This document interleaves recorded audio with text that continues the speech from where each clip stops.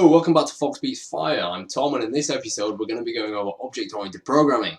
I know it sounds clever, doesn't it? Well, it is clever, but it's also very doable, and hopefully I'm going to be able to teach you in about 15 minutes, or most of it anyway. I did already try and film this once, and it went horribly wrong. I was in a rubbish mood, I was too hot, and I'm too hot today, but I'm in a good mood, so this should go a bit better. So first thing, what is an object? An object is... You can make anything into an object, and an object usually contains a load of parameters, variables, and functions which can define information about the object. So I'm going to go ahead and just go straight into actually setting up an object, and we're going to do that within a class. So when you make an object in C#, and usually in other languages there's a similar system, you will put it inside a class. So your class will be called and then the name of your object. So what I'm going to do is I'm going to go class, and then I'm going to go, let's say, building. Then I'm going to give it some parentheses, just like it is done in program up here. And we're going to go, first thing we're going to do is we're going to define the variables that we want to be part of the building class. So we're going to go straight into it, and we're going to go public, like so. This isn't what you'd usually do. I'm going to elaborate on it in a minute. I'm only calling this public for the purposes of the first part of this tutorial. So for all the people who know how to do this already, don't shout at me. So we're going to start off with public, and then we're going to go building address, like so. And then we're going to go public, oops, I forgot to put a string in there, that's going to be a string. So public string address, then we're going to go public int value, and we're going to go public int and number of rooms, num of rooms.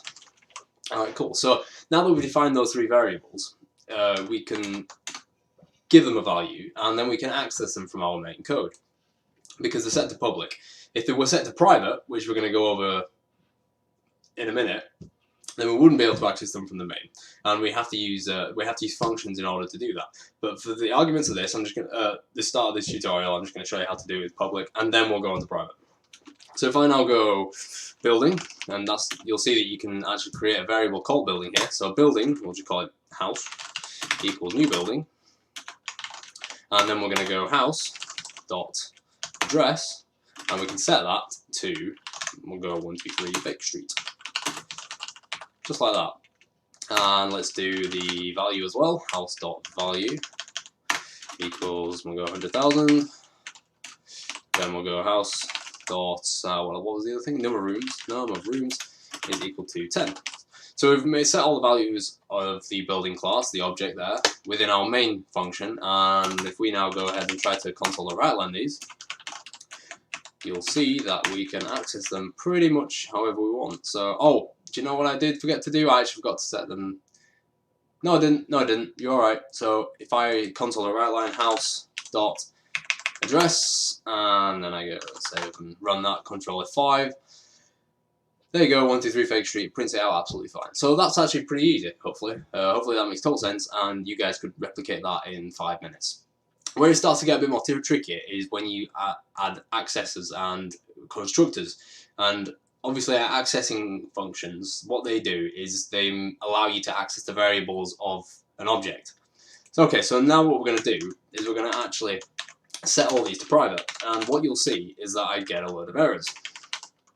Hang on, private, and private. We now have an error every time we try and access a variable. So why would we do that? Well, there are many reasons. I've tried to go over them once, and I'm probably going to edit it out because it was rubbish. But yeah, it's to do with keeping your code nice and clean and making the access of your object information well structured. So if I now try to access these, what I'm going to have to do in order to access these is I'm going to have to create get and set functions within my building class.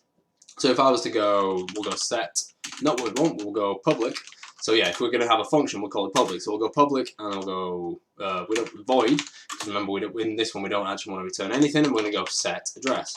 Because if we're setting the address, we don't need to return it. We just need to apply an input to the address variable of the building. So it's going to have an input. So we're going to say input. So set address, and then we're going to do address equals input. Oh, inputs, just like that. And what that's going to do is that's going to set the address. I just forgot to do this. So string input address here. There you go. Hopefully that's pretty straightforward. All you've got is a little function there. It takes in an input with a string and then saves that input to the address value. So we're going to do the same thing for the other two variables. Copy paste, paste, and then we're going to go set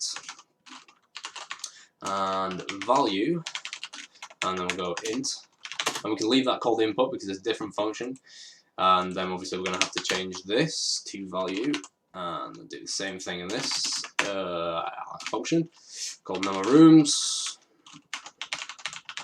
and we're going to call that input and address, not saving it to address, we're saving it to number of rooms. Okay, so that's that should be working all right. What's wrong with that? Oh, it's an int. What am I talking about? Yeah, my mistake. Cool. So that'll be working now.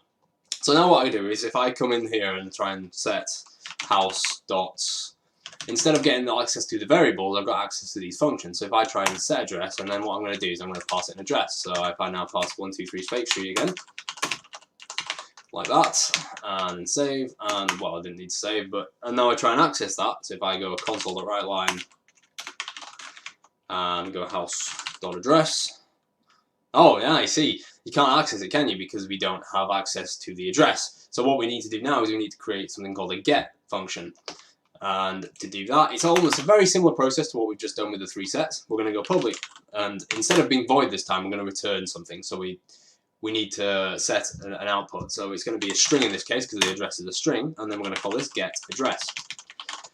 And we don't need to pass any variables, but we do need to return address. And I'll do the same thing for the other 2 variables for argument's sake. So I'm going to copy, paste, paste, and we're going to do get value, and then we're going to do get number of rooms. Oh, that's no good. Don't want capital letters. Return number of rooms, and we're going to return number of rooms, and we're going to return value. Now that's not going to work yet because I haven't changed these to ints.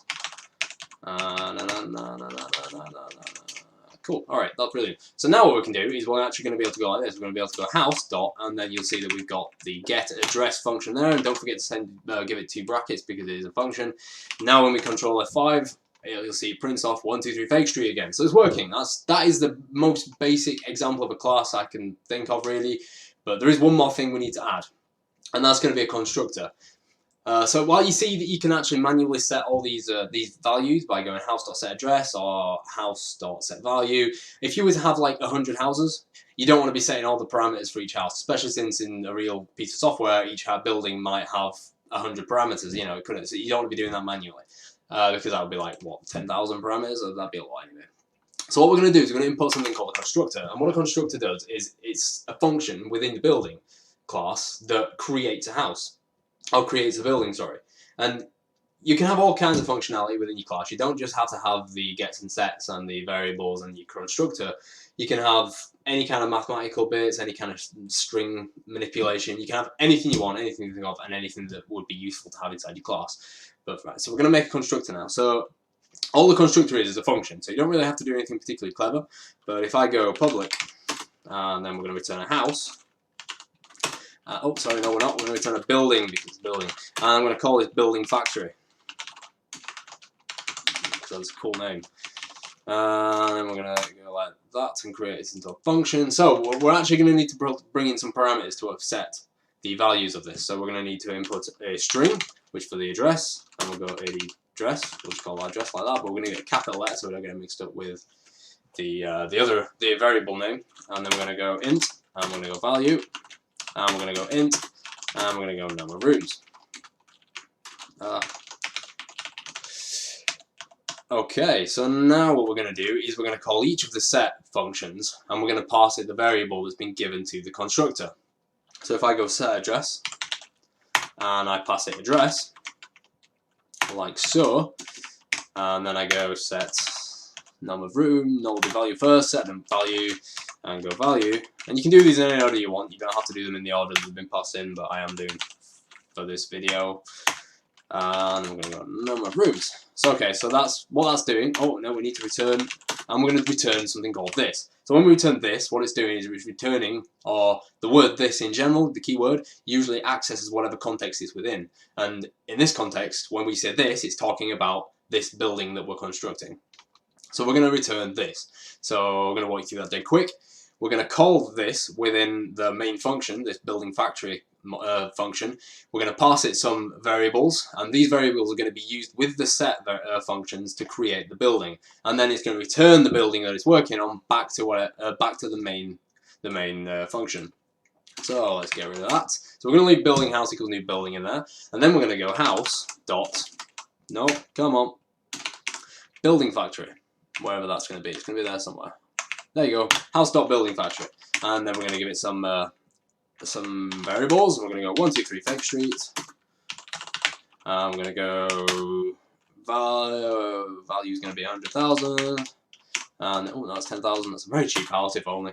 And then we're going to go 10 for the number of rooms. Cool. Alright, so now if I go console.writeLine, and then I go house.getAddress, and give it the 2 brackets, Control and F5 that, it prints off 123 Fake Street, without us having to sort of manually set the parameters. And so how could you use this? Why would you do all this code just for the sake of creating a building? Well, if you were to go back to the example where you have like 100 or 1,000 of whatever object it is, you can set all the information programmatically, so you don't have to type. Not only do you not have to call each of the get functions and set functions manually, but if an object's parameters are numerical, which they often are, and not strings, for example, then you can iterate that through a for loop. For example, if you're giving things identities, and you'd be able to iterate through the for loop, and you'd be able to give all of those objects, all of those names, and create all of those objects within your for loop, so you don't have to write loads of code to set it all out. So that's pretty much all there is to know about object-oriented programming at this point. There are elaborations, so you can have things like inheritance, which is, for example, I could have another class of object types, or another class below buildings, which inherits from buildings, and that could be a house, because a house is a building. And then obviously you could have things below that, like you could have a shed, or you could have anything. So inheritance is cool, and that's important, and something maybe I'll go over in a future video, but for now that's just about it. I am going to do a Let's Make, and it's going to use a lot of object-oriented programming, and it's going to be a Finding Wally program, like a bit of a Where's Wally thing. So I'm going to get an image, and then going to get a picture of Wally's face, and I'm going to try and find him using object-oriented programming and stuff like that. It's going to be cool. So watch out for that. Otherwise, I hope that was interesting, and I hope you enjoyed it. And like and subscribe. I'll see you next time.